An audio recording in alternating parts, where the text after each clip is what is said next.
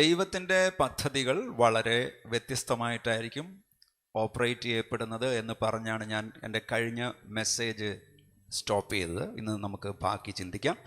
ലൂക്കോസ് എഴുതിയ സുവിശേഷം 2-ാം അധ്യായം 8 മുതൽ 20 വരെയുള്ള വാക്യങ്ങൾ നമുക്ക് ഒരുമിച്ച് വായിക്കാം. ലൂക്കോസ് എഴുതിയ സുവിശേഷം 2-ാം അധ്യായം 8 മുതൽ 20 വരെയുള്ള വാക്യങ്ങൾ നമുക്ക് ഒരുമിച്ച് വായിക്കാം. അന്ന് ആ പ്രദേശത്ത് ഇടയന്മാർ രാത്രിയിൽ ആട്ടിൻകൂട്ടത്തെ കാവൽ കാത്ത് വെളിയിൽ പാർത്തിരുന്നു. അപ്പോൾ കർത്താവിൻ്റെ ഒരു ദൂതൻ അവരുടെ അരികെ നിന്നു. കർത്താവിൻ്റെ തേജസ് അവരെ ചുറ്റിമിന്നി. അവർ ഭയപരവശരായി തീർന്നു. ദൂതൻ അവരോട്, ഭയപ്പെടേണ്ട, സർവ്വജനത്തിനും ഉണ്ടാവാനുള്ളൊരു മഹാസന്തോഷം ഞാൻ നിങ്ങളോട് സുവിശേഷിക്കുന്നു. കർത്താവായ ക്രിസ്തു എന്ന രക്ഷിതാവ് ഇന്ന് ദാവീദിൻ്റെ പട്ടണത്തിൽ നിങ്ങൾക്കായി ജനിച്ചിരിക്കുന്നു. നിങ്ങൾക്ക് അടയാളമോ ശീലകൾ ചുറ്റി പശുത്തൊട്ടിയിൽ കിടക്കുന്ന ഒരു ശിശുവിനെ നിങ്ങൾ കാണും എന്ന് പറഞ്ഞു. പെട്ടെന്ന് സ്വർഗീയ സൈന്യത്തിൻ്റെ ഒരു സംഘം ദൂതനോട് ചേർന്ന് ദൈവത്തെ പുകഴ്ത്തി, അത്യുന്നതങ്ങളിൽ ദൈവത്തിന് മഹത്വം, ഭൂമിയിൽ ദൈവപ്രസാദമുള്ള മനുഷ്യർക്ക് സമാധാനം എന്ന് പറഞ്ഞു. ദൂതന്മാർ അവരെ വിട്ട് സ്വർഗത്തിൽ പോയ ശേഷം ഇടയന്മാർ, നാം ബെത്ലഹേമോളം ചെന്ന് കർത്താവ് നമ്മോട് അറിയിച്ച ഈ സംഭവം കാണണമെന്ന് തമ്മിൽ പറഞ്ഞു. അവർ ബന്ധപ്പെട്ട് ചെന്ന് മറിയയെയും യോസഫിനെയും പശുത്തൊട്ടിയിൽ കിടക്കുന്ന ശിശുവിനെയും കണ്ടു. കണ്ട ശേഷം ഈ പൈതലിനെക്കുറിച്ച് തങ്ങളോട് പറഞ്ഞ വാക്ക് അറിയിച്ചു. കേട്ടവർ എല്ലാവരും ഇടയന്മാർ പറഞ്ഞതിനെക്കുറിച്ച് ആശ്ചര്യപ്പെട്ടു. മറിയ ഈ വാർത്തയൊക്കെയും ഹൃദയത്തിൽ സംഗ്രഹിച്ച് ധ്യാനിച്ചു കൊണ്ടിരുന്നു. തങ്ങളോട് അറിയിച്ചതുപോലെ ഇടയന്മാർ കേട്ടതും കണ്ടതുമായ എല്ലാറ്റിനെയും കുറിച്ച് ദൈവത്തെ മഹത്വപ്പെടുത്തിയും പുകഴ്ത്തിയും കൊണ്ട് മടങ്ങിപ്പോയി. യേശുവിൻ്റെ ജനനത്തെക്കുറിച്ചുള്ള അറിയിപ്പ് കൊട്ടാരത്തിലെ അധികാരികളോടോ യഹൂദ മതത്തിലെ നേതാക്കന്മാരോടോ അല്ല ഉണ്ടായത്. സമൂഹത്തിലെ ഏറ്റവും താണവരായ പാവപ്പെട്ടവരായ ആട്ടിടയന്മാരോടാണ് ഉണ്ടായത്. ആട്ടിടയന്മാർ ഒരു സമൂഹത്തിലെ ഏറ്റവും താഴ്ന്ന നിലയിലുള്ളവരാണ് ആ കാലഘട്ടത്തിൽ.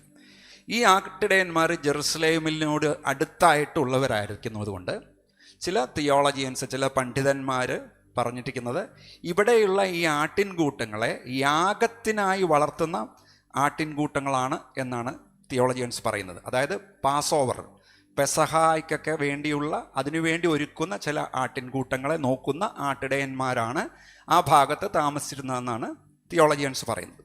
അപ്പം കർത്താവിൻ്റെ ദൂതൻ ഇടയന്മാരുടെ അടുക്കൽ വന്നത് അവർക്ക് വലിയ ഭയം ഉണ്ടാക്കി.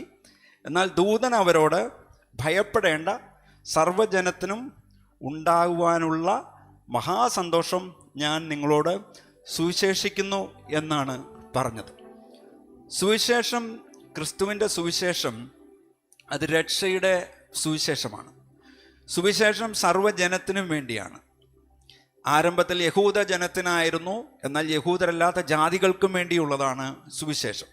അപ്പോൾ സുവിശേഷം സ്വീകരിച്ച യേശുവിൽ വിശ്വസിക്കുന്ന യഹൂദരും ജാതികളുമായ ഏവർക്കും വേണ്ടിയുള്ളതാണ് ഈ രക്ഷ. ഈ വിധത്തിൽ യെശയ്യാവിൻ്റെ പ്രവചനം നിവൃത്തിയാകും. യെശയ്യാ പ്രവാചകന്റെ പുസ്തകം 9-ാം അധ്യായം 6-7 വാക്യം പറയുന്നു, നമുക്കൊരു ശിശു ജനിച്ചിരിക്കുന്നു. ഒരുമിച്ച് വായിക്കി. നമുക്കൊരു മകൻ നൽകപ്പെട്ടിരിക്കുന്നു, ആധിപത്യം അവൻ്റെ തോളിലിരിക്കും. അവൻ അത്ഭുത മന്ത്രി, വീരനാം ദൈവം, നിത്യപിതാവ്, സമാധാന പ്രഭു എന്ന് പേർ വിളിക്കപ്പെടും. അവൻ്റെ ആധിപത്യത്തിൻ്റെ വർധനയ്ക്കും സമാധാനത്തിനും അവസാനം ഉണ്ടാവുകയില്ല. അത്ഭുത മന്ത്രി ഒന്ന് പറഞ്ഞേ. വണ്ടർഫുൾ കൗൺസിലർ പറഞ്ഞേ. അത്ഭുത മന്ത്രി. യേശു കർത്താവ് എല്ലാ വിധത്തിലും ഒരു അത്ഭുതമാണ്. യേശുവിൽ വിശ്വസിക്കുന്നവരിൽ താനൊരു അതിശയ വിഷയമായിട്ട് വെളിപ്പെടുന്നവനാണ്. ദൈവവചനം നമ്മൾ പഠിക്കുമ്പോൾ നമുക്ക് മനസ്സിലാക്കുവാൻ സാധിക്കുന്നത്, സുവിശേഷങ്ങളൊക്കെ പഠിക്കുന്നവർക്കറിയാം, വിപ്ലവകാരികളായ ഇടിമക്കളെ സ്നേഹത്തിൻ്റെ വ്യക്താക്കളാക്കി യേശു മാറ്റി. തള്ളിപ്പറയുകയും എടുത്തു ചാടുകയും പ്രാകുകയും ചെയ്യുന്ന പത്രോസിനെ മഹാപുരുഷാരത്തെ ഉപദേശിക്കുന്നവനാക്കി യേശു മാറ്റി. യേശുവിനെ സമീപിക്കുന്ന രോഗിയോ പാപിയോ ഭൂതം പിടിച്ചവനോ ആരുമായിക്കൊള്ളട്ടെ, അവരുടെ ജീവിതം, യേശുവിനെ അവർ സമീപിച്ചാൽ അവരുടെ ജീവിതം മാറിയിരിക്കും. കർത്താവ് തൊട്ടാൽ ഒരുത്തൻ്റെ ജീവിതം മാറിയിരിക്കും. അവനൊരു അത്ഭുത വിഷയമായിട്ട് മാറും. മറ്റുള്ളവരുടെ മുമ്പിൽ നമ്മൾ നേരത്തെ പറഞ്ഞതുപോലെ നിന്നാപാത്രമായിരിക്കുന്നവൻ അത്ഭുതമായിട്ട് മാറും കർത്താവ് തൊട്ട് കഴിഞ്ഞാൽ. പ്രിയപ്പെട്ടവരെ, വെള്ളം വീഞ്ഞാക്കുന്നതിനേക്കാൾ അത്ഭുതം ഒരു പാപി ദൈവവേദലാകുന്നതാണ്. മിസ്രൈമ്യ മന്ത്രവാദികൾക്ക് തങ്ങളുടെ വടി സർപ്പമാക്കാൻ കഴിഞ്ഞു. അവർക്ക് അത്ഭുതം ചെയ്യാൻ സാധിച്ചില്ലേ? മിസ്രൈമ്യ മന്ത്രവാദികൾക്കും അത്ഭുതം ചെയ്യുവാനായിട്ട് സാധിച്ചു. എന്നാൽ മോശയുടെ കയ്യിലെ വടി കടലിനെ ഭാഗിക്കുകയും പാറയിൽ നിന്ന് വെള്ളം പുറപ്പെടുവിക്കുകയും ചെയ്തു. ആ വടി അതിനുശേഷം ആരുടെയെങ്കിലും കയ്യിൽ കിട്ടിയായിരുന്നെങ്കിൽ ആ വടി വെച്ചൊരു തീർത്ഥാടന കേന്ദ്രവും ജനമൊഴിയെത്തുന്ന ഒരു സ്ഥലമാക്കി ഈ പാവങ്ങളുടെ പൈസ അടിച്ചു മാറ്റുന്ന ഒരു സ്ഥലമായി മാറിയനെ. ദൈവകൃപയാൽ ആ വടി ആരുടെ കയ്യിലും കിട്ടിയിട്ടില്ല എന്നാണ് അറിവ്. അന്നും ഇന്നും ബലഹീന മനുഷ്യര് ഭാവി അറിയാനും അത്ഭുതങ്ങളുടെ പുറകെയുമായിട്ട് ഓടുന്നവരാണ്.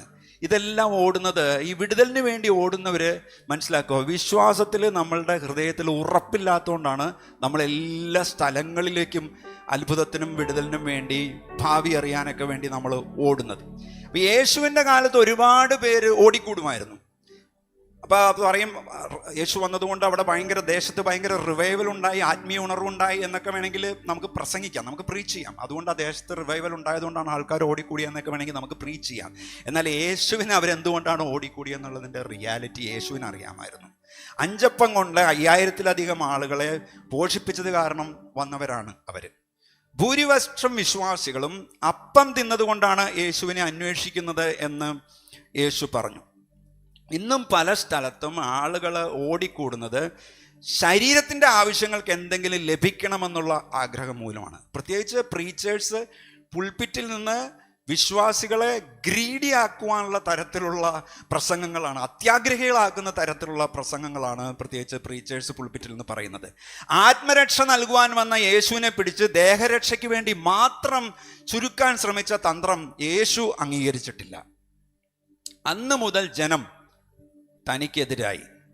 ഓശാന ഞായറാഴ്ച രാജാവേ ജയ ജയ എന്ന് വിളിച്ചവര് വെള്ളിയാഴ്ച ആയപ്പോഴത്തേക്കും യേശുവിനെ ക്രൂശിക്കുക എന്നുള്ള മുദ്രാവാക്യം മാറ്റി വിളിച്ചു. ഒറ്റ ദിവസം കൊണ്ട് കാര്യങ്ങൾ തകിടം മറിഞ്ഞു. എന്നാൽ പ്രിയപ്പെട്ടവരെ, നമ്മൾ മനസ്സിലാക്കേണ്ട കാര്യം, യേശു അത്ഭുത മന്ത്രിയാണ്. ദൈവിക രഹസ്യങ്ങൾ അറിയണമെങ്കിൽ യേശുവിൽ നിന്ന് അറിയണം. യേശുവിന് മറിഞ്ഞിരിക്കുന്ന ഒരു സൃഷ്ടിയുമില്ല. ഒരു പ്രവാചകനും ഒരു മന്ത്രിയും ലോകത്തിൽ നമ്മളെ സഹായിക്കുമെന്ന് വിചാരിക്കുന്ന ആരും നമ്മളെ സഹായിച്ചില്ലെങ്കിലും യേശു നമ്മുടെ ഭൂതം, വർത്തമാനം, ഭാവി, നിത്യത എല്ലാം അറിയുന്നവൻ നമ്മളെ സഹായിപ്പാൻ കരുത്തനാണ്. എത്ര പേർക്ക് ആ ഉറപ്പുണ്ട്? അവൻ അത്ഭുത മന്ത്രിയാം ദൈവം, നിത്യത്താതനും വീരനാം ദൈവം, ഉന്നത ദേവൻ, നീതിയിൻ സൂര്യൻ, രാജാധിരാജനാം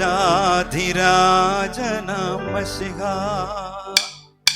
അവൻ അത്ഭുത മന്ത്രിയാം ദൈവം, നിത്യത്താതനും വീരനാം ദൈവം, ഉന്നത ദേവൻ, നീതിയിൻ സൂര്യൻ, രാജാധിരാജനാം മശിഹാ. ഹല്ലേലൂയ, ഹല്ലേലൂയ,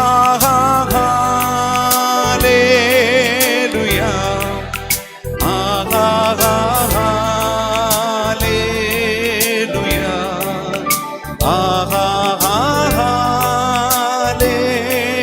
ഹല്ലേലൂയ. കരങ്ങൾ ഉയർത്തി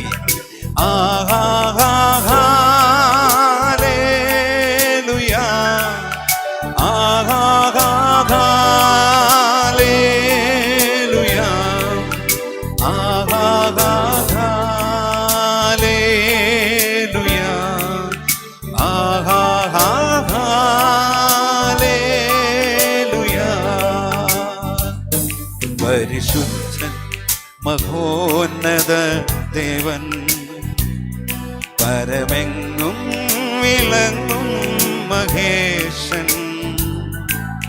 സ്വർഗീയ സൈന്യങ്ങൾ വാഴ്ത്തി സ്തുതിക്കുന്ന സ്വർലോകനാഥനാം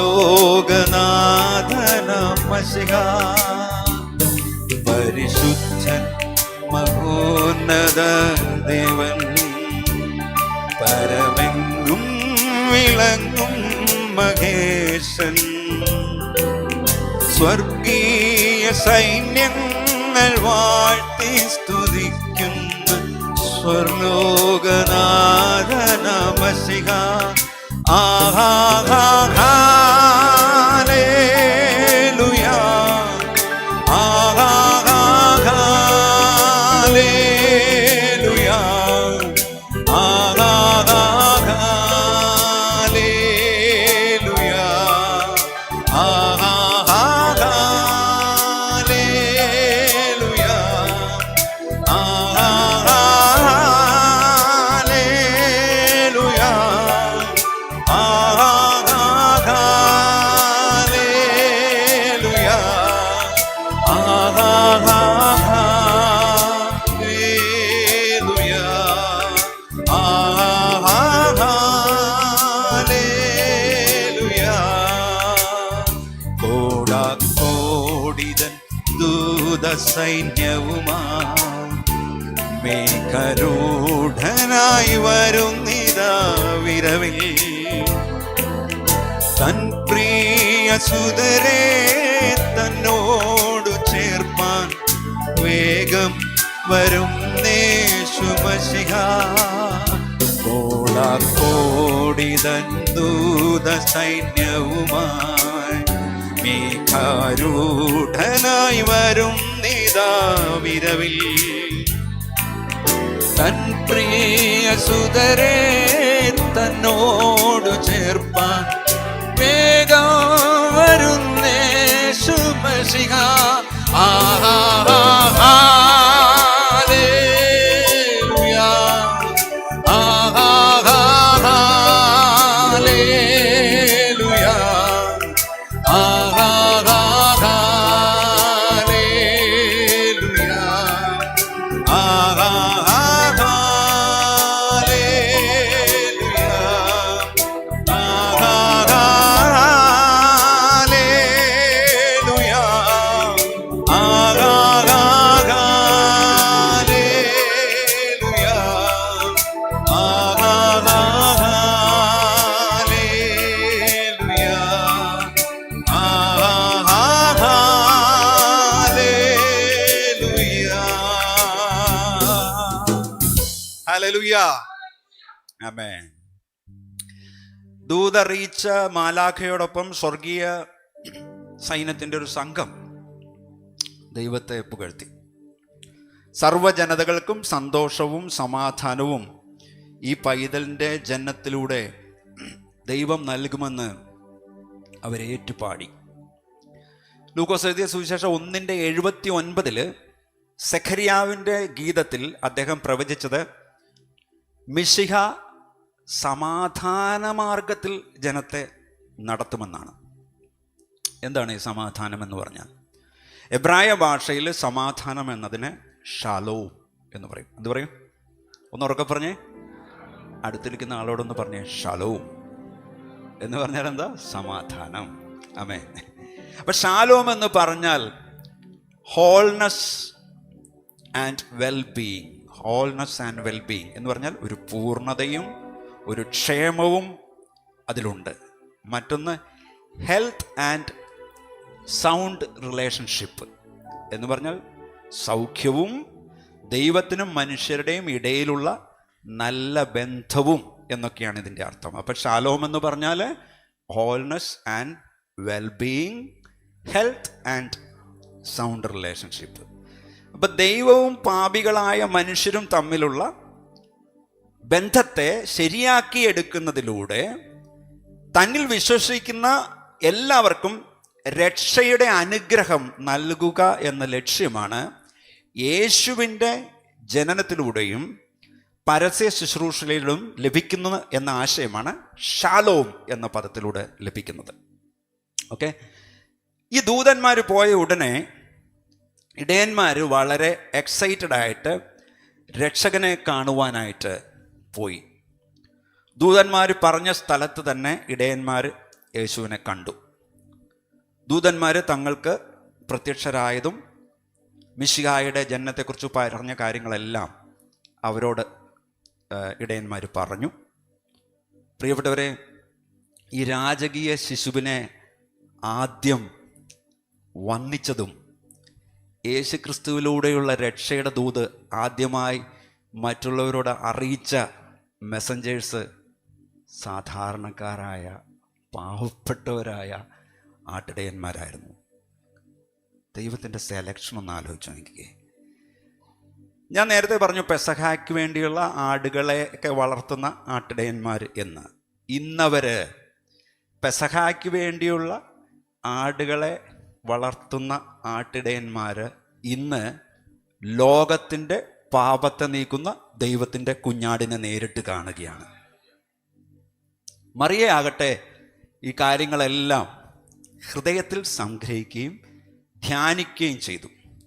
ദൈവത്തിൻ്റെ അത്ഭുതകരമായിട്ടുള്ള പ്രവർത്തനങ്ങളെക്കുറിച്ചും അതിൽ ദൈവം മറിയയ്ക്ക് നൽകിയ പങ്കിനെക്കുറിച്ചുമൊക്കെ ആയിരിക്കാം മറിയ ധ്യാനിച്ചതും ദൈവത്തിന് സ്തോത്രം ചെയ്തതും.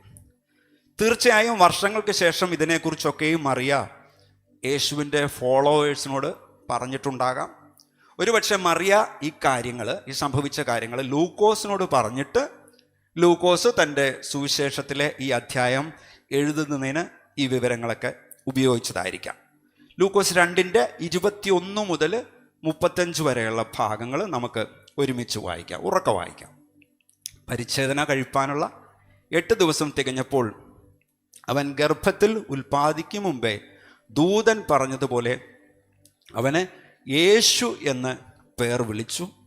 മോശയുടെ ന്യായപ്രമാണ പ്രകാരം അവളുടെ ശുദ്ധീകരണ കാലം തികഞ്ഞപ്പോൾ കടിഞ്ഞൂലായ ആണൊക്കെയും കർത്താവിന് വിശുദ്ധമായിരിക്കണമെന്ന് കർത്താവിൻ്റെ ന്യായപ്രമാണത്തിൽ എഴുതിയിരിക്കുന്നത് പോലെ അവനെ കർത്താവിന് അർപ്പിപ്പാനും ഒരു ഇണക്കുറുപ്രാവിനെയോ 2 പ്രാവിൻ കുഞ്ഞിനെയോ കർത്താവിൻ്റെ ന്യായപ്രമാണത്തിൽ കൽപ്പിച്ചതുപോലെ യാഗം കഴിപ്പാനും അവർ അവനെ യെരുശലേമിലേക്ക് കൊണ്ടുപോയി. യെരുശലേമിൽ ഷിമോൻ എന്നു പേരുള്ളൊരു മനുഷ്യനുണ്ടായിരുന്നു. ഈ മനുഷ്യൻ നീതിമാനും ഇസ്രായേലിൻ്റെ ആശ്വാസത്തിനായി കാത്തിരിക്കുന്നവനും ആയിരുന്നു. പരിശുദ്ധാത്മാവും അവൻ്റെ മേൽ ഉണ്ടായിരുന്നു. കർത്താവിൻ്റെ ക്രിസ്തുവിനെ കാണും മുമ്പേ മരണം കാണുകയില്ല എന്ന് പരിശുദ്ധാത്മാവിനാൽ അവന് അരുളപ്പാട് ഉണ്ടായിരുന്നു. അവൻ ആത്മനിയോഗത്താൽ ദേവാലയത്തിൽ ചെന്ന് യേശു എന്ന പൈതലിന് വേണ്ടി ന്യായപ്രമാണത്തിൻ്റെ ചട്ടപ്രകാരം ചെയ്യുവാൻ അമ്മയപ്പന്മാർ അവനെ അകത്തു കൊണ്ടുവന്നപ്പോൾ അവൻ അവനെ കയ്യിലെടുത്തി ദൈവത്തെ പുകഴ്ത്തി.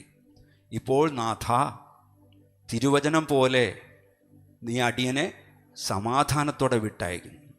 ജാതികൾക്ക് വെളിപ്പെടുവാനുള്ള പ്രകാശവും നിന്റെ ജനമായ ഇസ്രായേലിൻ്റെ മഹത്വവുമായി നീ സകല ജാതികളുടെയും മുമ്പിൽ ഒരുക്കിയിരിക്കുന്ന നിന്റെ രക്ഷയെ എൻ്റെ കണ്ണ് കണ്ടുവല്ലോ എന്നു പറഞ്ഞു.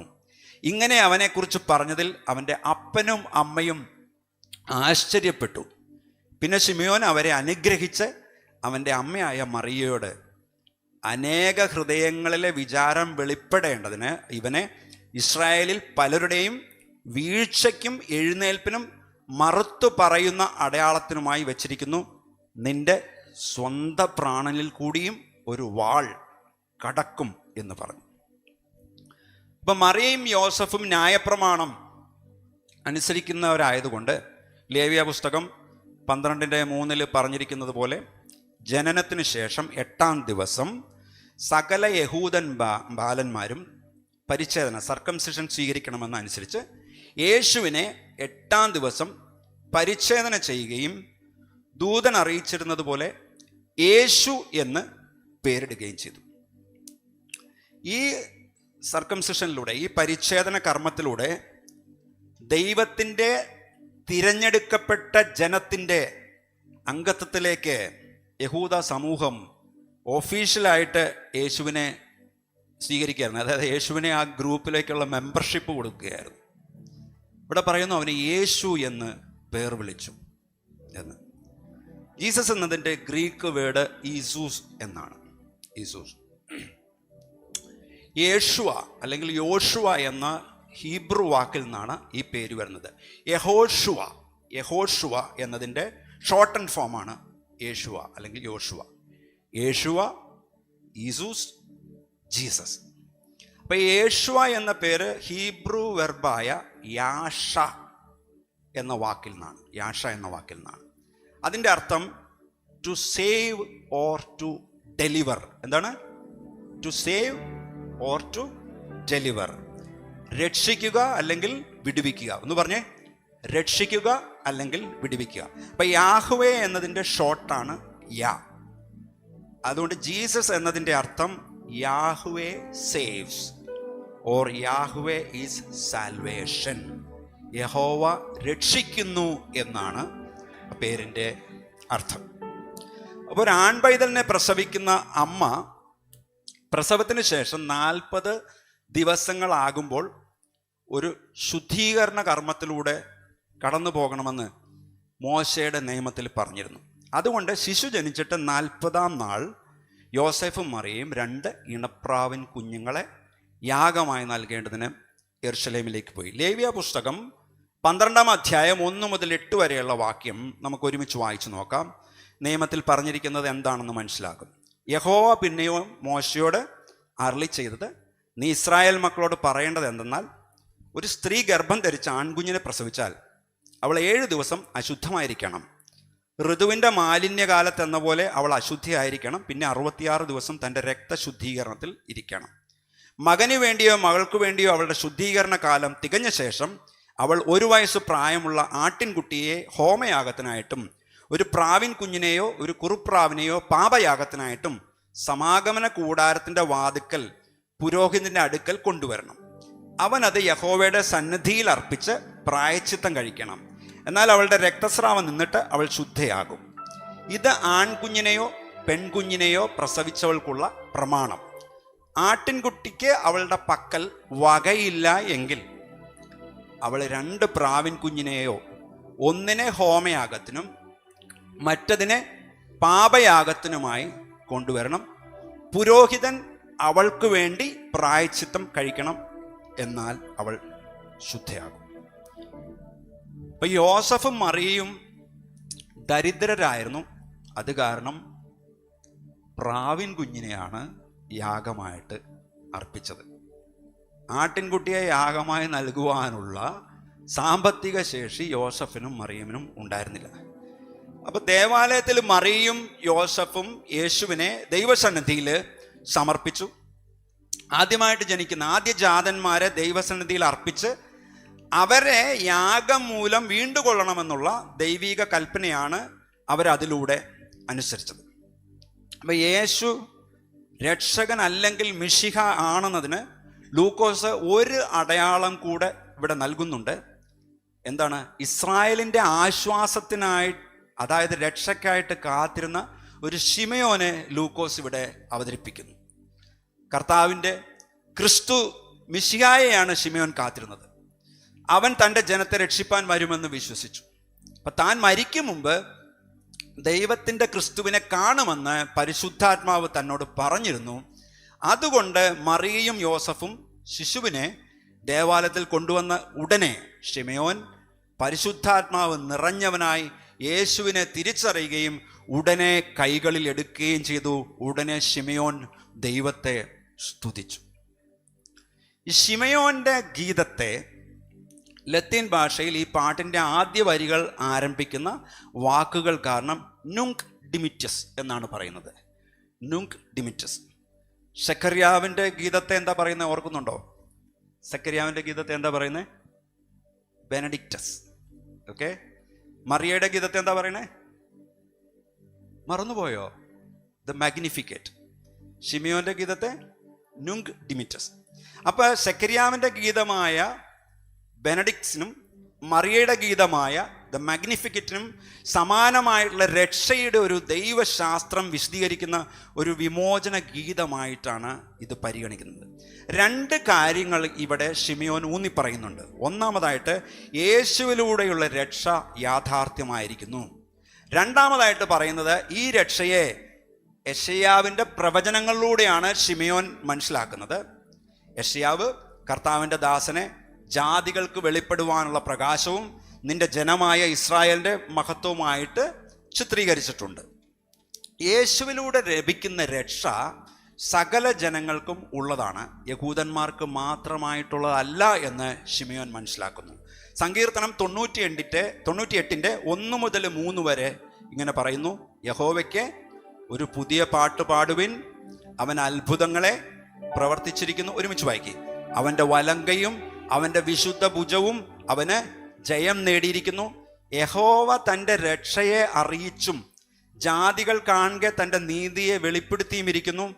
അവൻ ഇസ്രായേൽ ഗൃഹത്തിന് തൻ്റെ ദയയും വിശ്വസ്തതയും ഓർത്തിരിക്കുന്നു. ഭൂമിയുടെ അറുതികളൊക്കെയും നമ്മുടെ ദൈവത്തിൻ്റെ രക്ഷ കണ്ടിരിക്കുന്നു. യെശയ്യാ പ്രവാചകന്റെ പുസ്തകം 49:6 പറയുന്നു: നീ യാക്കോബിൻ്റെ ഗോത്രങ്ങളെ എഴുന്നേൽപ്പിക്കേണ്ടതിനും ഇസ്രായേലിൽ സൂക്ഷിക്കപ്പെട്ടവരെ തിരിച്ചു വരുത്തേണ്ടതിനും എനിക്ക് ദാസനായിരിക്കുന്നത് പോരാ, എൻ്റെ രക്ഷ ഭൂമിയുടെ അറ്റത്തോളം എത്തേണ്ടതിന് ഞാൻ നിന്നെ ജാതികൾക്ക് പ്രകാശമാക്കി വെച്ചുമിരിക്കുന്നു എന്ന് അവൻ അരുളിച്ചെയ്യുന്നു. ഇതിൽ നിന്നെല്ലാം നമുക്ക് മനസ്സിലാക്കുവാനായിട്ട് സാധിക്കുന്നത് യൂണിവേഴ്സൽ സാൽവേഷൻ, സാർവ ലൗകിക രക്ഷയെന്ന പഴയ നിയമ പ്രവചനത്തിൻ്റെ പൂർത്തീകരണമാണ്, ഫുൾഫിൽമെൻ്റാണ് യേശുവിൽ നിറവേറുന്നത് എന്ന് ശിമെയോൻ തിരിച്ചറിഞ്ഞു എന്നുള്ളതാണ്. അപ്പം ശിമെയോൻ പറഞ്ഞ വാക്ക് കേട്ട് മറിയയും യോസഫും ആശ്ചര്യപ്പെട്ടു. തങ്ങളുടെ മകൻ ഈ ഇസ്രായേലിന് മാത്രമല്ല സർവ്വലോകത്തിനും രക്ഷയാകാൻ പോവുകയാണ്. ആമേൻ. ആ സർവ്വലോകത്തിനും രക്ഷ ആയതുകൊണ്ടാണ് നമുക്കൊക്കെ ആ രക്ഷ ലഭിച്ചത്. ആമേൻ. എന്നാൽ മറിയയും യോസഫും അനുഭവിക്കുന്ന ഈ ആനന്ദം നീണ്ടു നിൽക്കുന്നതല്ല എന്ന് ശിമെയോൻ അവർക്ക് മുന്നറിയിപ്പ് നൽകി. ഈ പൈതൽ ഇസ്രായേലിൽ അനേകരുടെ വീഴ്ചയ്ക്കും അതുപോലെ തന്നെ എഴുന്നേൽപ്പിനുമാക്കി വെച്ചിരിക്കുന്നു എന്ന് പറഞ്ഞു. അപ്പൊ ക്രിസ്തുവിൽ വിശ്വസിക്കുകയും ആ രക്ഷ സ്വീകരിക്കുകയും ചെയ്യുന്നവർ എഴുന്നേൽക്കും. എന്നാൽ ക്രിസ്തുവിനെ വിശ്വസിക്കാതെയും ആ രക്ഷ നിരസിക്കുന്നവർ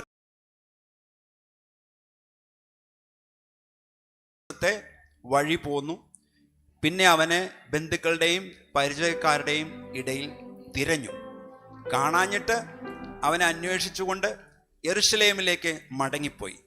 3 നാൾ കഴിഞ്ഞ ശേഷം അവൻ ദേവാലയത്തിൽ ഉപദേഷ്ടാക്കന്മാരുടെ നടുവിൽ ഇരിക്കുന്നതും അവരുടെ ഉപദേശം കേൾക്കുകയും അവരോട് ചോദിക്കുകയും ചെയ്യുന്നത് കണ്ടു.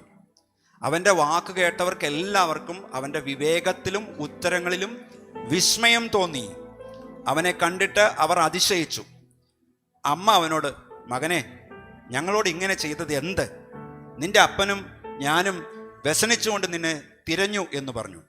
അവൻ അവരോട്: എന്നെ തിരഞ്ഞത് എന്തിന്?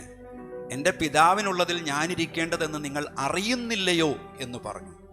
അവൻ തങ്ങളോട് പറഞ്ഞ വാക്ക് അവർ ഗ്രഹിച്ചില്ല. പിന്നെ അവൻ അവരോട് കൂടെ ഇറങ്ങി നസ്രത്തിൽ വന്ന് അവർക്ക് കീഴടങ്ങിയിരുന്നു. ഈ കാര്യങ്ങളെല്ലാം അവൻ്റെ അമ്മ ഹൃദയത്തിൽ സംഗ്രഹിച്ചു. യേശുവോ ജ്ഞാനത്തിലും വളർച്ചയിലും ദൈവത്തിൻ്റെയും മനുഷ്യരുടെയും കൃപയിലും മുതിർന്നു വന്നു. അപ്പോൾ പെസഹ പെരുന്നാൾ ആഘോഷിക്കുന്നതിന് ഓരോ യഹൂദ കുടുംബവും യെരുശലേം ദേവാലയത്തിലേക്ക് പോകണമെന്ന് മോശയുടെ ന്യായപ്രമാണം പറഞ്ഞിരുന്നു. അപ്പോൾ യഹൂദ രാഷ്ട്രത്തിൻ്റെ തലസ്ഥാനമായിരുന്നു യെരുശലേം. അത് യഹൂദന്മാരുടെ ആരാധന കേന്ദ്രമായ യഹൂദ ദേവാലയത്തിൻ്റെ സ്ഥാനവുമായിരുന്നു അത്. അപ്പം മിസ്രൈം അടിമത്തത്തിൽ നിന്ന് ഇസ്രായേൽ മക്കൾ വിടുതൽ പ്രാപിച്ചതിൻ്റെ ഓർമ്മ ആഘോഷിക്കുന്നതിന് 7 ദിവസങ്ങൾ നീണ്ടു നിൽക്കുന്ന ഉത്സവമായിരുന്നു പെസഹ. പെസഹയെക്കുറിച്ച് ഞാനിവിടെ ഡീറ്റെയിൽഡ് ആയിട്ട് സംസാരിച്ചിട്ടുണ്ട്, പാസ് ഓവറിനെ കുറിച്ച്. അപ്പോൾ പെസഹ പെരുന്നാൾ ആഘോഷിക്കുന്നതിന് ആണ്ടുതോറും ആയിരക്കണക്കിന് യഹൂദന്മാർ യെരുശലേമിലേക്ക് വരിക പതിവായിരുന്നു. ഈ കാരണത്താൽ ആണ്ടുതോറും മറിയയും യോസഫും യെരുശലേമിലേക്ക് യാത്ര ചെയ്തിരുന്നു. അപ്പം യേശുവിൻ്റെ ബാല്യകാലത്തെക്കുറിച്ച് ലൂക്കോസ് നമുക്ക് സൂചന നൽകുന്ന ഒരൊറ്റ വേദഭാഗമാണിത്. ആ സമയത്ത് യേശുവിന് 12 വയസ്സായിരുന്നു.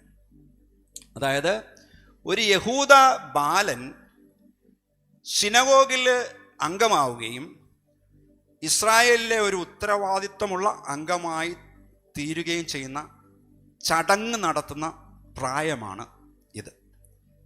ബാർ മിറ്റ്സ്വ എന്ന് പറഞ്ഞേ, ഉറക്കെ പറഞ്ഞേ. ആദ്യത്തെ വേർഡ് ചിലപ്പോൾ പരിചയം ഉണ്ടാവുമായിരിക്കും, ഒരുമിച്ച് വായിക്കുമ്പോൾ ചിലപ്പോൾ പരിചയക്കുറവ് വരും. ബാർ മിറ്റ്സ്വ എന്നാണ് ഈ ചടങ്ങിനെ വിളിക്കുന്നത്. 13 വയസ്സിലാണ് ഇത് നടത്തുന്നത്. സൺ ഓഫ് കമാൻഡ്മെൻറ്റ്, കൽപ്പനയുടെ പുത്രനായിട്ട് ഈ 13 വയസ്സുകാരനെ കണക്കാക്കുകയും ജൂത സമൂഹത്തിൽ മുതിർന്നവരുടെ ഉത്തരവാദിത്തങ്ങൾ ആ വ്യക്തി ഏറ്റെടുക്കുകയും ചെയ്യുന്ന സന്ദർഭമാണ്. സിനഗോഗിലെ ചടങ്ങിലെ ടെഫ്ലിൻ ധരിച്ച്, ടെഫ്ലിൻ എന്ന് പറഞ്ഞാൽ ബൈബിൾ ഭാഗങ്ങളുള്ള കടലാസുകൾ അടങ്ങിയ കറുത്ത തുകൽ പെട്ടികൾ കയ്യിലും നെറ്റിയിലും ഒക്കെ അവർ ധരിക്കും. അപ്പോൾ ആഴ്ചയിൽ നടക്കുന്ന പ്രഭാത പ്രാർത്ഥനകളിൽ തലയിലും കയ്യിലും ഈ ടെഫ്ലിൻ ധരിച്ചാണ് അവർ പ്രാർത്ഥനയിൽ പങ്കെടുക്കുന്നത് യഹൂദ ബാലന്മാർ. ആലിയ, തോറ വായിക്കുന്നത് കൂടാതെ ഈ ബാലന്മാർ ബ്ലെസ്സിങ്സും ഒക്കെ ചൊല്ലുമായിരുന്നു. ഈ ബാർ മിറ്റ്സ്വ ബോയ് പലപ്പോഴും പ്രീച്ച് ചെയ്യുമായിരുന്നു. തോറായിലെ പോർഷൻസ് ബന്ധപ്പെടുത്തി ഉൾക്കാഴ്ചകളൊക്കെ ജീവിതത്തിൽ സംസാരിക്കുമായിരുന്നു. അപ്പോൾ പെരുന്നാൾ കഴിഞ്ഞപ്പോൾ ആ കുടുംബം നസ്രത്തിലേക്ക് മടക്കയാത്ര ആരംഭിച്ചു. എന്നാൽ യേശു അവരോടൊപ്പം ഉണ്ടായിരുന്നില്ല എന്ന് അവർ അറിഞ്ഞില്ല. ഇത് നമുക്കും ചിലപ്പോൾ സംഭവിക്കാം കേട്ടോ. നമ്മളും ഇങ്ങനെ ക്രിസ്തീയ ജീവിതത്തിൽ മുൻപോട്ട് പോകുമ്പോൾ നമ്മളും ഇങ്ങനെ ഒരു റൊട്ടീനായിട്ട് ആരാധനയൊക്കെ കൂടി പോകുന്നൊക്കെ ഉണ്ടാകും. പക്ഷേ യേശു നമ്മുടെ ജീവിതത്തിൽ ഉണ്ടോ, യേശു നമ്മുടെ കൂടെ ഉണ്ടോ എന്നുള്ളതിനെക്കുറിച്ച് നമ്മളൊന്ന് ഇത്തരണത്തിൽ ചിന്തിക്കുന്നത് നല്ലതാണ്. കാരണം 100 കണക്കിന് യഹൂദന്മാർ പെസഹ പെരുന്നാൾ കഴിഞ്ഞ് മടങ്ങിപ്പോകുന്ന കൂട്ടത്തിൽ സ്വന്തക്കാരുടെയും സ്നേഹിതരുടെയൊക്കെ കൂടെ യേശുവും കാണുമെന്ന് മാതാപിതാക്കൾ വിചാരിച്ചു. എന്നാൽ ഒരു ദിവസത്തെ വഴി പോയി കഴിഞ്ഞപ്പോഴാണ് യേശു തങ്ങളുടെ കൂടെ ഇല്ല എന്ന സത്യം അവർ മനസ്സിലാക്കിയത്. യോസഫും മറിയയും തിരികെ യെരുശലേമിലേക്ക് പോയി. 3 ദിവസം കഴിഞ്ഞ് യേശു ശാസ്ത്രിമാരോടുകൂടെ സംസാരിച്ചു കൊണ്ടിരിക്കുന്നതാണ് അവർ കാണുന്നത്. ഒരു ചെറിയ ബാലനായിരിക്കുമ്പോൾ തന്നെ യേശു ജ്ഞാനം നിറഞ്ഞവനായിരുന്നുവെന്ന് ലൂക്കോസ് പറഞ്ഞിരുന്നതിൻ്റെ വിശദീകരണത്തിന് വേണ്ടി ആയിരിക്കാം ലൂക്കോസ് ചിലപ്പോൾ ഈ കാര്യം സുവിശേഷത്തിൽ ഉൾക്കൊള്ളിച്ചത്. 2 കൂട്ടം ആളുകളോടുള്ള സംസാരത്തിലൂടെയാണ് യേശുവിൻ്റെ പരിജ്ഞാനം ശരിക്കും ഇവിടെ നമുക്ക് മനസ്സിലാക്കുവാനായിട്ട് പറ്റുന്നത്. ഒന്ന്, ഉപദേഷ്ടാക്കന്മാരോടുള്ള സംസാരം. യേശു അവിടെ ചോദ്യങ്ങൾ ചോദിക്കുകയും അവ വിശദീകരിക്കുകയും ഒക്കെ ചെയ്യുന്നത് നമുക്ക് കാണുവാൻ സാധിക്കും. അപ്പോൾ യേശുവിൻ്റെ വാക്ക് അവിടെ കേട്ടവർക്കെല്ലാം എന്താ പറയുന്നത്, യേശുവിൻ്റെ വിവേകത്തിലും ഉത്തരങ്ങളിലും വിസ്മയം തോന്നി എന്നാണ് പറഞ്ഞിരിക്കുന്നത്. തൻ്റെ മാതാപിതാക്കളോടുള്ള യേശുവിൻ്റെ സംസാരമാണ് ശ്രദ്ധേയമായ രണ്ടാമത്തെ കാര്യം. ഗബ്രിയേലോ, മറിയയോ, സഖരിയാവോ, മാലാഖമാരോ, ശിമയോനോ മറ്റാരുമല്ല, ഇപ്പോൾ യേശു തന്നെയാണ് തൻ്റെ ജീവിതത്തെക്കുറിച്ചും തൻ്റെ മിഷനെക്കുറിച്ചും തൻ്റെ ദൗത്യത്തെക്കുറിച്ചും സംസാരിക്കുന്നത്. അല്പം കുറ്റപ്പെടുത്തിക്കൊണ്ടാണ് തൻ്റെ മാതാപിതാക്കൾ യേശുവിനോട് സംസാരിച്ചത്, അല്ലേ, അവരുടെ വിഷമം അറിയിച്ചത്. എന്നാൽ എൻ്റെ പിതാവിനുള്ളതിൽ ഞാൻ ഇരിക്കേണ്ടത് എന്ന് നിങ്ങൾ അറിയുന്നില്ലയോ എന്ന മറുചോദ്യമാണ് യേശു അവരോട് ചോദിക്കുന്നത്. അപ്പം തനിക്ക് ദൈവത്തോടുള്ള ബന്ധം സ്വർഗീയ പിതാവിന് തൻ്റെ പുത്രനുള്ള ബന്ധമാണെന്ന് യേശു അറിഞ്ഞിരുന്നു. അപ്പം കുടുംബത്തിൻ്റെ താല്പര്യങ്ങൾക്ക് അപ്പുറമുള്ള വേലകളാണ് യേശുവിന് ചെയ്യുവാനായിട്ടുണ്ടായിരുന്നത്. അപ്പോൾ ദൈവശബ്ദം കേട്ടനുസരിക്കുകയും ദൈവികതമനുസരിക്കുകയും ജീവിക്കുകയും ചെയ്യുന്നതാണ് തൻ്റെ മിഷൻ, തൻ്റെ ദൗത്യം എന്താണെന്ന് യേശുവിന് വ്യക്തമായിട്ട് അറിയാമായിരുന്നു. യേശുവിന് ദൈവത്തോടുള്ള ബന്ധം മാതാപിതാക്കൾ എന്ന നിലയിൽ തങ്ങളോടുള്ളതിനേക്കാൾ പ്രയോറിറ്റി ഉള്ളതാണെന്ന്, മുൻഗണന ഉള്ളതാണെന്ന് യേശുവിൻ്റെ മാതാപിതാക്കൾ തിരിച്ചറിഞ്ഞില്ല. എന്നിട്ടും അനുസരണയുള്ള മകനായി യേശു തൻ്റെ മാതാപിതാക്കൾക്ക് കീഴടങ്ങിയിരിക്കുകയും അവരോടൊപ്പം നസ്രത്തിലേക്ക് മടങ്ങുകയും ചെയ്തു. കുഞ്ഞുങ്ങളെ, നിങ്ങളെ സ്നേഹിക്കുന്ന നിങ്ങളുടെ മാതാപിതാക്കൾക്ക് അനുസരണയുള്ള മക്കളായിട്ട് ഇരിക്കുക എന്ന് പറയുന്നത് അത് നിങ്ങളുടെ ജീവിതത്തിൽ വലിയ അനുഗ്രഹത്തിന് കാരണമാകും. അവിടെ ഫിസിക്കലി, മെൻ്റലി, സ്പിരിച്വലി ആൻഡ് റിലേഷണലി, അതായത് ശരീരത്തിലും മനസ്സിലും ആത്മാവിലും ദൈവബന്ധത്തിലും മനുഷ്യബന്ധത്തിലും എല്ലാം യേശു വളരെ മെച്വറായിട്ട് മുതിർന്നു വന്നു എന്ന് നമുക്ക് കാണുവാനായിട്ട് സാധിക്കും. ഈ ഭാഗങ്ങളെല്ലാം പഠിക്കുമ്പോൾ മനസ്സിലാക്കുവാൻ സാധിക്കുന്നത് ഒരു മാതൃകാ വിശ്വാസിയായിട്ട് വിശ്വാസ ജീവിതം തുടരുന്ന ഒരു വ്യക്തിയായിരുന്നു മറിയ. മറിയയുടെ വിശ്വാസയാത്ര അത്ഭുതങ്ങളുടേതാണ്, മിറക്കിളുകളുടേതാണ്. ഗബ്രിയേൽ ദൂതൻ ആദ്യമായിട്ട് ഗ്രീറ്റ് ചെയ്തപ്പോൾ ഇതെന്തൊരു വന്ദനം എന്ന് പറഞ്ഞ് മറിയ അത്ഭുതം കൊണ്ടു. തങ്ങൾ കണ്ട കാര്യങ്ങൾ ഇടയന്മാര് മറിയയോട് അറിയിച്ചപ്പോൾ മറിയ അവ ഹൃദയത്തിൽ സംഗ്രഹിക്കുകയും ധ്യാനിക്കുകയും ചെയ്തു. ദേവാലയത്തിലെ യോസഫിനോടൊപ്പം പൈതലിനെ പ്രതിഷ്ഠിക്കാൻ ചെന്നപ്പോൾ ശിമയോൻ പൈതലിനെ കുറിച്ച് പറഞ്ഞ കാര്യങ്ങൾ മറിയയെ അത്ഭുതം കൊള്ളിച്ചു. എല്ലാ കാര്യങ്ങളും മറിയ ഹൃദയത്തിൽ സംഗ്രഹിച്ചു. നൂറ്റാണ്ടുകൾക്ക് മുമ്പ് യാക്കോബ് തൻ്റെ പുത്രനായ യോസഫിൻ്റെ ജീവിതത്തെക്കുറിച്ച് വിഷമിച്ചിരുന്നു, വ്യാകുലപ്പെട്ടിരുന്നു. യാക്കോബിനും ഇവിടെ മറിയയ്ക്കും തങ്ങളുടെ പുത്രന്മാർ ഭാവിയിൽ ചെയ്യാൻ പോകുന്ന ജീവിത ദൗത്യത്തെക്കുറിച്ചോ ദൈവം അവരെ എങ്ങനെയാണ്, തൻ്റെ മക്കളെ എങ്ങനെയാണ് ദൈവം ഉപയോഗിക്കാൻ പോകുന്നത് എന്നതിനെക്കുറിച്ചോ പൂർണ്ണമായിട്ട് മനസ്സിലാക്കുവാനായിട്ട് കഴിഞ്ഞിരുന്നില്ല. എന്നാൽ ഇവരെല്ലാം നമ്മുടെ മാതൃകകളാണ്. പ്രിയപ്പെട്ടവരെ, ഒന്ന് പറഞ്ഞേ, ഇവരെല്ലാം നമ്മുടെ മാതൃകകളാണ്, ഇവരെല്ലാം നമ്മുടെ എക്സാമ്പിളാണ്. നമ്മൾ ദൈവവചനം വായിക്കണം, നമ്മുടെ ക്രിസ്തീയ ജീവിതത്തെ മനസ്സിലാക്കണം, ദൈവം നടത്തുന്ന വഴികളിലൂടെ സഞ്ചരിക്കുകയും വേണം. ഒന്നും പറയാവോ? നമ്മൾ ദൈവവചനം വായിക്കണം, നമ്മുടെ ക്രിസ്തീയ ജീവിതത്തെ മനസ്സിലാക്കണം, ദൈവം നടത്തുന്ന വഴികളിലൂടെ സഞ്ചരിക്കുകയും വേണം. നമ്മൾ ഇതുവരെ ചിന്തിച്ച ലൂക്കോസ് സുവിശേഷത്തിൽ നിന്ന് മറ്റൊരു കാര്യം കൂടി ഞാൻ പറഞ്ഞിട്ട് ഇന്നത്തെ സന്ദേശം നിർത്താം. ലൂക്കോസ് 1:56 മറിയ ഏകദേശം 3 മാസം അവളോടുകൂടെ പാർത്തിട്ട് വീട്ടിലേക്ക് മടങ്ങിപ്പോയി എന്ന് കാണാം. പരിശുദ്ധാത്മാവിനാൽ യേശു മറിയയുടെ ഉദരത്തിൽ ഉരുവായ സമയം, വിവാഹ നിശ്ചയം കഴിഞ്ഞ മറിയ യോസഫിനോടുകൂടെ വിവാഹ ബന്ധത്തിൽ ഒന്നാകുന്നതിന് മുമ്പ് തന്നെ ഗർഭവതിയായി എന്നത് മറിയയുടെ ജീവിതത്തിൽ ഏറ്റവും ഭയവും ടെൻഷനും ഒക്കെ ഉണ്ടാകുന്ന ഒരു സമയമായിരുന്നു എന്ന് എല്ലാവർക്കും മനസ്സിലാകുന്ന കാര്യമാണ്. ദൂതൻ മറിയയോട് പറയുന്നത് നീ ഗർഭിണിയാണെന്നല്ല, നീ ഗർഭിണിയാകും എന്നാണ്. എന്ന് പറഞ്ഞാൽ ദൂതൻ മറിയയുടെ അടുക്കൽ വന്നപ്പോൾ മറിയ ഗർഭം ധരിച്ചിട്ടില്ല. അപ്പോൾ മറിയ ചോദിക്കുന്നു, പുരുഷനെ അറിയാത്ത എനിക്കെങ്ങനെ ഇത് സാധിക്കും? അപ്പോൾ ദൂതൻ പറയുന്നു, പരിശുദ്ധാത്മാവ് നിന്റെ മേൽ വരും, ദൈവത്തിന് ഒരു കാര്യവും അസാധ്യമല്ലല്ലോ. ഉടനെ മറിയ പറയുന്നു, ഇതാ ഞാൻ കർത്താവിൻ്റെ ദാസി, നിന്റെ വാക്കുപോലെ എനിക്ക് ഭവിക്കട്ടെ. മറിയ അത് പറഞ്ഞ സമയം തന്നെ മറിയ ഗർഭിണിയായിട്ടുണ്ട് എന്ന് വേണം കരുതുവാനായിട്ട്. കാരണം അടുത്ത ദിവസങ്ങളിൽ മറിയ എലിസബത്തിൻ്റെ അടുക്കലെത്തിയപ്പോൾ മറിയയുടെ ഉദരത്തിൽ യേശു ഉണ്ടായിട്ടുണ്ട്. അതെ, ആ വാഗ്ദത്തം ഉദരത്തിൽ ഉണ്ടായപ്പോൾ മറിയ എലിസബത്തിൻ്റെ അടുക്കൽ പോയി 3 മാസം അവിടെ നിന്നു. ആ ഫെലോഷിപ്പിൽ 3 മാസം കൊണ്ട് മറിയ ബലപ്പെട്ടു. ബൈബിളിൽ 3 മാസം കൊണ്ട് സംഭവിച്ച ചില കാര്യങ്ങൾ ഞാൻ പറയട്ടെ. 2 ശമൂവേൽ 6:11 പറയുന്നു, ഓബേദ് എദോമിൻ്റെ വീട്ടിൽ യഹോവയുടെ പെട്ടകം 3 മാസം ഇരുന്നു. 3 മാസം കൊണ്ട് ആ കുടുംബം അനുഗ്രഹിക്കപ്പെട്ടു. അവർ അനുഗ്രഹിക്കപ്പെട്ടുവെന്ന് കൊട്ടാരത്തിൽ രാജാവായ ദാവീദ് വരെ അറിയുന്നു എന്ന് നമുക്ക് കാണുവാനായിട്ട് സാധിക്കും.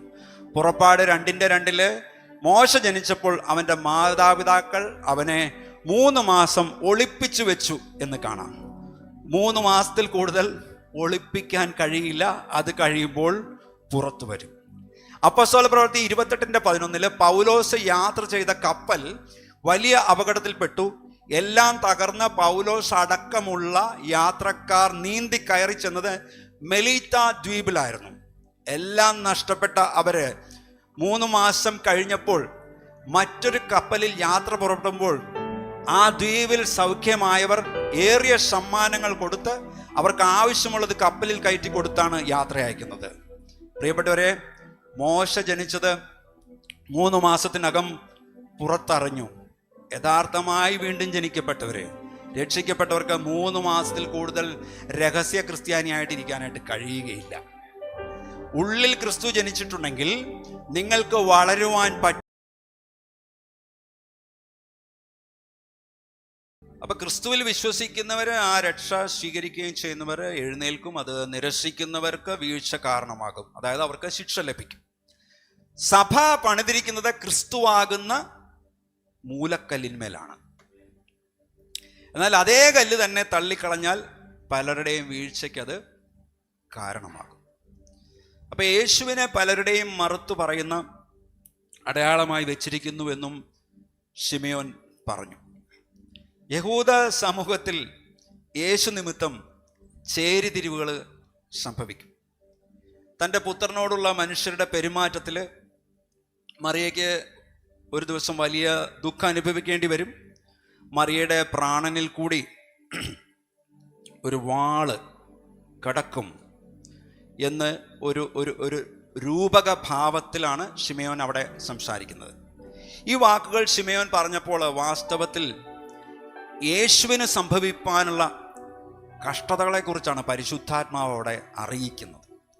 യേശുവിൻ്റെ ക്രൂശീകരണവും യേശുവിൻ്റെ വിലാപ്പുറം കുത്തിത്തുറന്ന കുന്തവും എല്ലാം അമ്മ എന്ന നിലയിൽ മറിയയുടെ ഉള്ളത്തെ കുത്തിത്തുളയ്ക്കുന്നതും വേദനിപ്പിക്കുന്നതുമായിരുന്നല്ലോ. ആ കാര്യങ്ങളാണ് അവിടെ അറിയിക്കുന്നത്. ശിമയോൻ പ്രവചിച്ച ശേഷം പിന്നെ എന്താണ് സംഭവിച്ചത് നമുക്ക് വായിച്ചു നോക്കാം. ലൂക്കോസ് 2:36 മുതൽ 35 വരെ. ആശേർ ഗോത്രത്തിൽ ഫനുവേലിൻ്റെ മകളായ ഹന്ന എന്നൊരു പ്രവാചകി ഉണ്ടായിരുന്നു. അവൾ കന്യകാലത്തിൽ പിന്നെ ഭർത്താവിനോടുകൂടെ 7 സംവത്സരം കഴിച്ച് 84 സംവത്സരം വിധവയും വളരെ വയസ്സ് ചെന്നവളുമായി ദേവാലയം വിട്ടുപിരിയാതെ ഉപവാസത്തോടും പ്രാർത്ഥനയോടും കൂടെ രാവും പകലും ആരാധന ചെയ്തു പോന്നു. ആ നാഴികയിൽ അവളും അടുത്തു നിന്ന് ദൈവത്തെ സ്തുതിച്ചു. യെരുശലേമിൻ്റെ വീണ്ടെടുപ്പിനെ കാത്തിരുന്ന എല്ലാവരോടും അവനെക്കുറിച്ച് പ്രസ്താവിച്ചു. അപ്പോൾ വിധവയും വൃദ്ധയുമായിരുന്ന വലിയ വിശ്വാസത്തിൻ്റെ ഉടമയുമായിരുന്ന ഹന്ന പ്രവാചകിയും യേശു എന്ന പൈതലിനു വേണ്ടി ദൈവത്തെ സ്തുതിക്കുകയും യേശുവിലൂടെ ദൈവം തൻ്റെ ജനത്തിന് വരുത്തുവാൻ പോകുന്ന വലിയ രക്ഷയെക്കുറിച്ച് പ്രവചിച്ച് പറയുകയും ചെയ്തു. ലൂക്കോസ് 2:39-40 നോക്കാം. കർത്താവിൻ്റെ ന്യായപ്രമാണത്തിൽ കൽപ്പിച്ചിരിക്കുന്നതൊക്കെയും നിവർത്തിച്ച ശേഷം അവർ ഗലീലയിൽ തങ്ങളുടെ പട്ടണമായ നസ്രത്തിലേക്ക് മടങ്ങിപ്പോയി. പൈതൽ വളർന്നു, ജ്ഞാനം നിറഞ്ഞു, ആത്മാവിൽ ബലപ്പെട്ടു പോന്നു, ദൈവകൃപയും അവൻ്റെ മേൽ ഉണ്ടായിരുന്നു. അപ്പം യേശുവിൻ്റെ കുടുംബം നസ്രത്തിലേക്ക് മടങ്ങിപ്പോയി എന്ന് ലൂക്കോസ് പറയുന്നു. എന്നാൽ അവർ തിരികെ പോകുന്നതിന് മുമ്പ് മത്തായി 2:1 മുതൽ 12 വരെയിൽ പറഞ്ഞിരിക്കുന്നത് പോലെ കിഴക്ക് നിന്നുള്ള വാന നിരീക്ഷകർ അവരെ സന്ദർശിച്ചു. അപ്പോൾ ദുഷ്ടരാജാവായ ഹെരോദാവിനെ പേടിച്ചിട്ട് അവർ ഈജിപ്തിലേക്ക് ഓടിപ്പോയി. അപ്പം ഹെരോദാവിൻ്റെ മരണശേഷമാണ് മറിയയും യോസഫും യേശുവിനോടുകൂടി നസ്രത്തിലേക്ക് തിരിച്ചെത്തിയത്. ഒരു ദൈവാനുഗ്രഹം വാഴുന്ന ഭവനത്തിൽ തൻ്റെ മേലുള്ള ദൈവിക അനുഗ്രഹത്തിൻ്റെ പ്രകടമായ അടയാളങ്ങളോടെ യേശു വളർന്നു വന്നു. ഇനി നമുക്ക് ലൂക്കോസ് 2:41 മുതൽ 52 വരെ വായിക്കാം.